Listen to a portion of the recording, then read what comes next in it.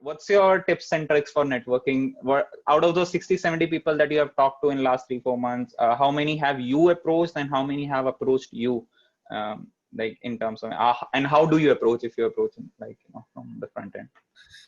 Okay. So first we'll begin with how do I approach, or Yeah. how I began with 3 months back.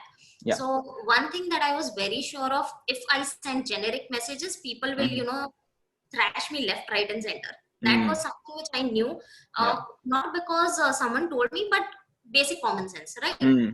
If you send random messages to everyone, no one is going to reply back. For sure. So one thing that I always kept in mind is to send a personalized note when I used to send up connection request, or even after people accepting my request, I used to make sure that okay, I initiate a conversation with them.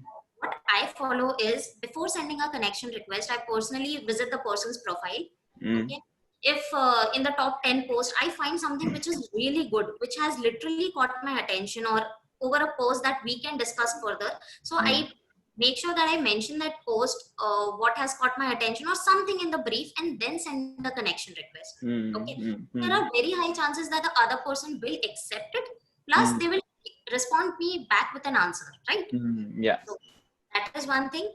Second thing is, I have created a set of statements, not basically statements, but things about me. Okay. So what I do is, if someone is accepting my connection request, okay, I do not really pitch any service or follow my hashtag or something like that. I don't do that. But I begin with sharing 3 good things about myself. Okay. I think I might have done that with you as well. Yeah, I remember the long messages that we have talked about. I was like, this is yeah, like you were the, I think, 4th or 5th person that replies with like really deep messages. Like, okay, I can see the content writer side of it, but but okay. So that was a good part. That really hooked me. But okay, can you actually let us go through that template if it's possible verbally? Definitely. So I've talked about 3 things about myself. One is about my nickname. Okay, because in the beginning itself, I've mentioned that here are 3 things that you won't get to know from my LinkedIn profile. Okay. Because no one wants to know about you, the things about you that are already mentioned, right? So I talk about my nickname, and because I have a unique one, my nickname is Jolly. Okay. So I send the reason behind my nickname as well. Okay. The second thing that I talk about is, because I'm fond of cooking, so I talk about food. Okay. That has nothing to do with my professional life, but yes, that is something that over that particular section I have received the maximum replies till date. You won't believe. Yes, food. Okay. So that is the common emotional connection. Yes, because that is something which anyone can talk about, until and unless you are not at all a food fan. Okay. So most of them are, and they reply with either their favorite cuisine or something if they have tried. So yes, that is important. And the third one is about the thought process. So I am a follower of The Secret, which is the law of attraction. So yes, I talk about that.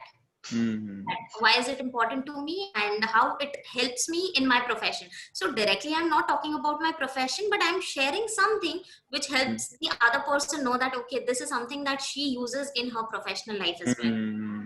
So yes, so you're showing who you are basically. So let's take an example. So because that would be very much, let's take 2 examples of the people that are actually gonna be watching this or actually listening to this. So let's say for someone who wants to get a job in next 3 to 4 months, let's say that's his or her motive.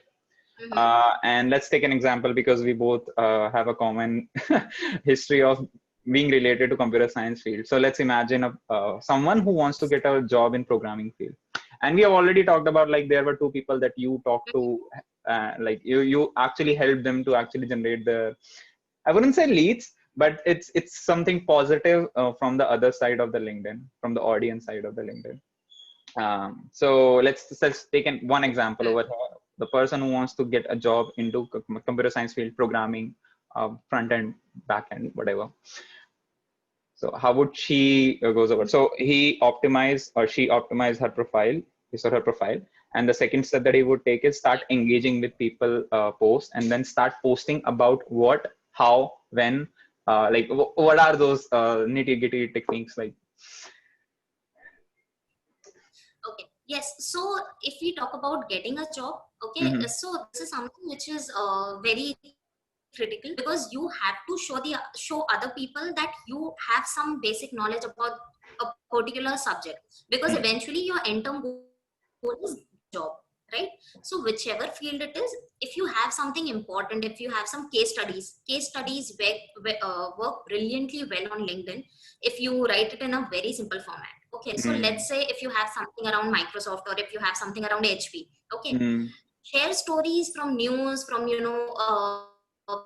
past, but mention your take from that particular incident. So suppose if there was a scam that happened with some MNC, okay, so mention about that scam, how was it important, what were the pros, what were the cons, and everything around it. Towards the end, always initiate, okay, always Mm-hmm. initiate, or you can simply put across what are your thoughts around this scenario. Okay, so what Mm-hmm. happens is the readers will, first thing, they'll get to know that okay, this person has some knowledge about this particular topic.